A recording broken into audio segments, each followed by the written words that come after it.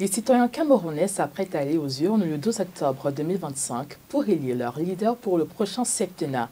Pour décrypter les enjeux et la stratégie du RDPC à ce scrutin, Africa 24 reçoit le professeur Manasseh Abouya, professeur de sciences politiques et soutien déclaré du candidat Paul Biya. Nous analysons les dynamiques politiques, les défis et les perspectives du Cameroun avec notre invité. Professeur Abouya, bienvenue sur le plateau d'Africa 24. Bonjour madame, merci de cette invitation. Professeur Abouya, le chef d'État sortant Paul Biya affronte 11 candidats pour l'élection présidentielle du 12 octobre 2025. Comment appréciez-vous l'environnement de la compétition politique au Cameroun et particulièrement celle en cours pour la magistrature suprême? Alors, il faut remarquer que nous sommes partis sur les chapeaux de roue. Et les Cameroun a enregistré pas moins de 81 candidatures.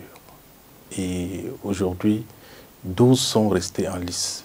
Ça veut dire quoi? Ça veut dire que l'environnement politique camerounais, notamment lié à la compétition politique, est très généreux et permet à tout parti politique qui remplit les conditions requises par la loi de se porter candidat à la course pour la magistrature suprême. Donc, nous sommes dans un contexte de compétition politique, dans un environnement apaisé qui laisse cours à l'expression saine de la démocratie. Et je pense que c'est bien pour notre pays de vivre dans cet état d'esprit, de vivre dans cet environnement qui laisse la démocratie s'exprimer pour permettre aux citoyens de choisir également librement le candidat qui sera le sien à la magistrature suprême. Nous parlons du libre arbitre des populations qui vont devoir élire leur leader. L'opposition accuse régulièrement le régime d'entraver les activités de certains leaders perçus comme des concurrents sérieux. Estimez-vous que tous les candidats partent sur un même pied d'égalité pour se présenter face aux citoyens, avec en face le président Paul Biya? Tout le monde vient devant la loi au même pied d'égalité. Donc, naturellement, tout le monde part au même pied d'égalité au regard de la loi, au regard des dispositions légales, au regard du cadre normatif qui réglemente les élections au Cameroun. Mais sur le plan politique, tout le monde peut pas partir sur le même pied d'égalité. Pourquoi? Chacun, au cours d'une élection, cherche à tirer profit de son prestige, de son ancrage territorial, de ses ressources, du prestige de ses ressources humaines, naturellement, des atouts qui sont les siens, qui ne sont pas forcément les atouts des autres. Donc la loi nous met au même pied d'égalité, mais les ressources de chacun, le prestige de chacun, naturellement nous différencient. Donc nous ne pouvons pas partir sur un même pied d'égalité, ce serait faire la démagogie. Un parti n'est pas égal à un autre au regard de ses ressources, au regard de sa vision politique, au regard de ses ambitions, au regard de ses hommes qui structurent justement le contenu de sa candidature. Ceci étant dit, comment évaluez-vous l'évolution du multipartisme ou du pluralisme politique au Cameroun depuis les années 1990? Alors, les années 90 ont connu quand même des aspects qui ont amené la démocratie à être heurtée, avec cette ouverture qui a été faite de manière précipitée pour certains, mesurée pour d'autres, bien pensé pour d'autres, naturellement, pour le cas du parti au pouvoir, puisque le président national du parti au pouvoir, de notre parti, le RDPC, a averti ses militants de se préparer à une éventuelle concurrence. Et c'est tout naturellement que l'idée de la compétition électorale a été intériorisée par les militants du RDPC qui sont habitués à cet exercice depuis 1990, depuis l'ouverture démocratique. Bien entendu, ça a été heurté, discuté même avec des menaces de violence qui ont amené à la tripartite en 1991.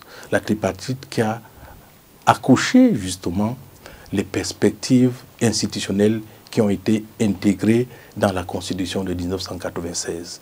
Et ce sont ces perspectives constitutionnelles, notamment les institutions politiques qui en sont nées, qui se sont mises en place et qui contribuent à maturer la démocratie au Cameroun pour permettre aux uns et aux autres d'avoir la compétence civique. Parce que sans compétence civique, la démocratie ne vaut rien.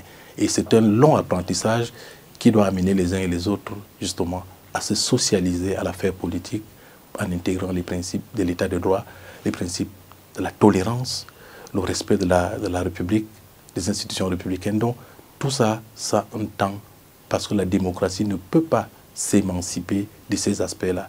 Notre démocratie, c'est une démocratie qui se met progressivement en place, qui se mature et qui donne des résultats extrêmement satisfaisant, si tant est qu'au Cameroun, tout le monde est content.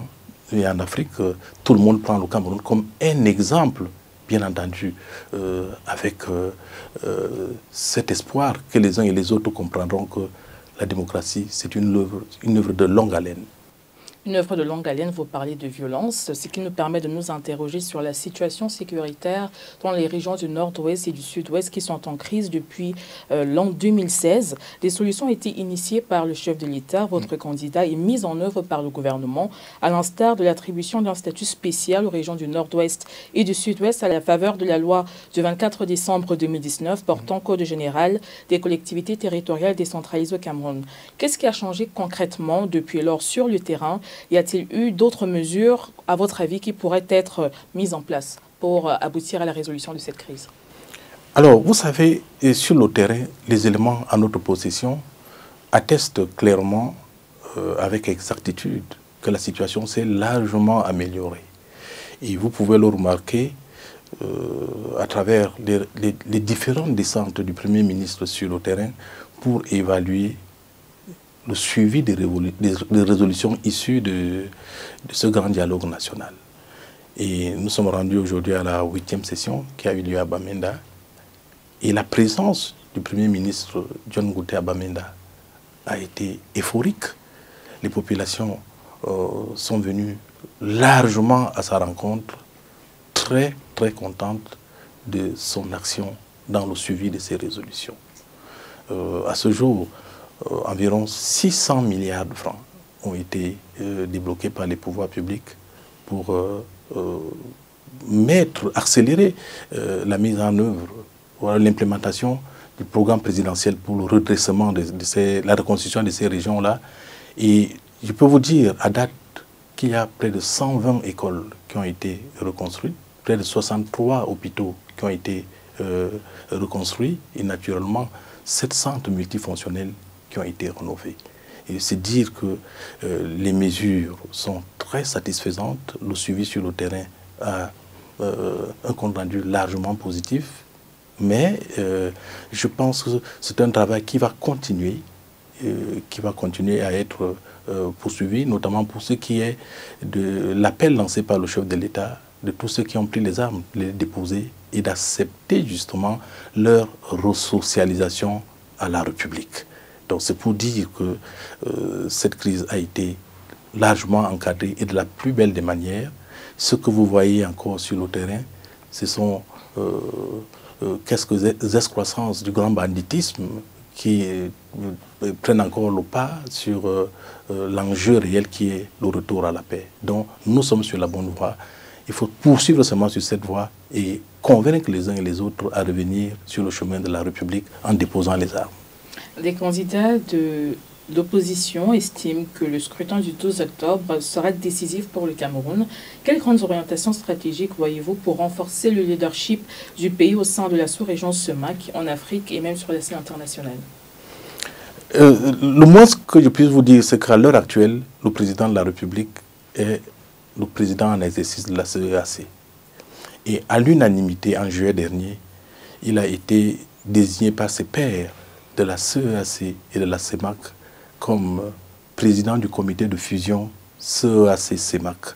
C'est dire que le leadership du Cameroun dans cette partie du territoire africain est évident.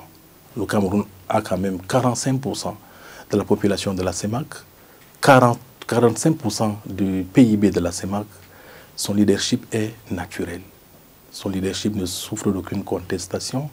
Il faut tout simplement souhaiter que ce leadership continue d'être impacté à l'issue de cette présidentielle pour continuer à faire rayonner le Cameroun au-delà de la CEMAC, au-delà de la CEAC, dans le monde. Vous le savez aussi, le Premier ministre Filmoyan vient de terminer son mandat à la 79e Assemblée générale des Nations Unies pour consolider l'image du Cameroun sur la scène internationale. Donc le leadership du Cameroun ne souffre d'aucune aucune contestation. Il doit continuer à être impacté, il va continuer à être valorisé davantage si notre président est élu. Et je pense que tous les militants sont mobilisés pour nous faire réélire et contribuer donc à dessiner la place importante, incontournable du Cameroun au sein de la CEMAC. Professeur, vous êtes un universitaire, mais surtout un membre du RDPC. Dans votre parcours de militant, quelles sont les principales raisons qui ont motivé votre adhésion à ce parti et votre ralliement derrière le président Paul Biya? Quels arguments en faveur de votre candidat sauriez-vous présenter aujourd'hui à tous ceux qui regardent le Cameroun sur la scène internationale? Vous savez, je viens d'une région où l'égalité des chances n'est pas garantie. Donc, fils d'instituteur, d'un ouvrier de l'Église, j'ai eu ma chance dans ce régime à faire les études à l'université camerounaise, à bénéficier de la bourse payée par l'État, mais également à l'issue de cette bourse à avoir une place à l'université. J'ai donc été confronté à la vision émancipatrice du Cameroun que promeut le président de la République. Et naturellement, mon soutien à sa candidature a été renforcé lors de cette présidentielle 2025, parce que dans ce foisonnement de candidatures, où les uns et les autres ont des traits de caractère difficiles à suivre, versatilité, variabilité, j'ai préféré la constance. Donc je me suis aligné derrière la candidature du président Paul Biya parce qu'il est constant et son expérience est avérée. Sa vision émancipatrice du Cameroun, pays de progrès, pays de démocratie, pays de la prospérité, m'ont conforté à défendre bec et ongle sa candidature. Et je pense que les uns et les autres doivent suivre cet exemple, de suivre quelqu'un qui a une vision qui va au-delà de sa propre espérance de vie. Parce que c'est ça un homme d'État. Un homme d'État pose et promeut les projets qui vont au-delà de son espérance de vie. Parce qu'il pense au Cameroun de demain. Il pense au Cameroun du futur. Il pense au Cameroun de la jeunesse. Il pense au Cameroun de la femme. Et c'est tout naturellement qu'il est candidat de la jeunesse et de la femme. Et je pense que je partage ce point de vue. Vous parlez du Cameroun de demain avec une population de 25 ans, de moins de 25 ans qui se chiffre à 65% dans notre pays. Quelle est la stratégie du RDPC pour convaincre à nouveau un électorat jeune et de plus en plus exigeant en faveur du candidat Paul Biya? Quand vous regardez la communication du président de la République depuis quasiment 4 mois, c'est dans les réseaux sociaux. Ça veut dire que le président a compris qu'il faut ressembler à la jeunesse. Il est dans le digital. Tous les jours, il tweete en faveur des jeunes. Il est dans TikTok. Et il a promu justement des projets qui correspondent au ras du sol des préoccupations des jeunes, naturellement. Le concept université-entreprise, à travers une loi qui a été adoptée à l'Assemblée nationale, correspond à cet état d'esprit qui permet justement aux jeunes de se mouvoir dans ces multiples métiers qui sont promus par le digital. Pas seulement dans le digital, mais dans l'entreprise tout court. Parce que l'université entreprise aujourd'hui a abouti à une offre de bourse de près de 5000 places aux jeunes pour créer une entreprise. 5000 futures entreprises, c'est beaucoup pour la jeunesse. C'est de quoi renforcer ou alors accélérer, augmenter le PIB de notre pays si 5000 entreprises venaient à être créées à l'issue de cette offre de bourse qui demeure encore en cours et pour laquelle les étudiants camerounais, la jeunesse camerounaise se bouscule pour postuler. Donc, c'est une vision qui cadre donc avec les intérêts des jeunes. C'est une vision qui contribue à transformer le Cameroun en un vaste chantier de création de grandes entreprises qui vont employer les jeunes. Vous avez suivi l'inauguration il y a quelques jours de la cimenterie de Mini-Martap. 10 000 emplois à la clé. Vous savez ce qu'il y a comme bouleversement au niveau du port de Kribi, au niveau du port de Douala. C'est autant de chantiers qui sont mis en place en faveur des jeunes. Donc, les jeunes ne peuvent que écouter l'appel du président de la République dans un contexte où l'un de ces chantiers prioritaires, c'est également la paix. Vivre dans la paix pour la jeunesse, c'est quelque chose d'extraordinaire. Quand vous regardez autour de nous, comment les enfants sont sacrifiés dans des guerres interminables, je pense que le leadership du président Paul Biya est incontestablement le meilleur pour le jeune. Et je lance un appel aux jeunes de faire attention à cela. C'est un bien précieux dans lequel ils pourront se mouvoir et contribuer à leur manière à transformer, à faire évoluer le Cameroun. Si votre candidat est porté à la magistrature suprême à l'issue du scrutin du 2 octobre 2025, quelles sont selon vous ses priorités à mettre en œuvre dans les 24 premiers mois de son mandat? Alors, dans les 24 premiers mois, je pense qu'il doit coller à sa profession de foi. Sa profession de foi met en évidence des points précis qui doivent être développés pour qu'il sache et qu'il reste constant dans ce qu'il dit, ce qu'il fait. Et il fait ce qu'il dit. Et je pense que tout Camerounais sérieux doit prendre cette profession de foi comme son tableau de bord pour regarder avec précision ce que le président va faire dès qu'il va être élu. Comment est-ce qu'il va engager son septennat dès qu'il va prêter serment au niveau de l'Assemblée nationale. Moi, je pense que c'est ça qui est le plus important. Suivre le président dans sa parole. Et la parole présidentielle ne ment pas. La parole présidentielle est éprouvée dans le temps et continue à rassembler les uns et les autres de manière convaincante sur ce qu'il promet de faire et ce qu'il fait toujours. Parce que le Cameroun est un vaste chantier qu'il a su mesurer, planifier et continue de le poursuivre de manière sereine. Parce que l'un de ses traits de caractère, c'est la sérénité. Il avance sereinement dans le chantier de la construction du Cameroun. Professeur Manasseh Aboya, merci d'avoir répondu aux questions d'Africa 24. Merci beaucoup. Madame, Monsieur, merci d'avoir suivi cette édition de l'interview. Mais l'actualité se poursuit sur africa24tv.com, mais surtout sur l'application MyAfrica24. Retrouvons-nous bientôt pour une prochaine édition.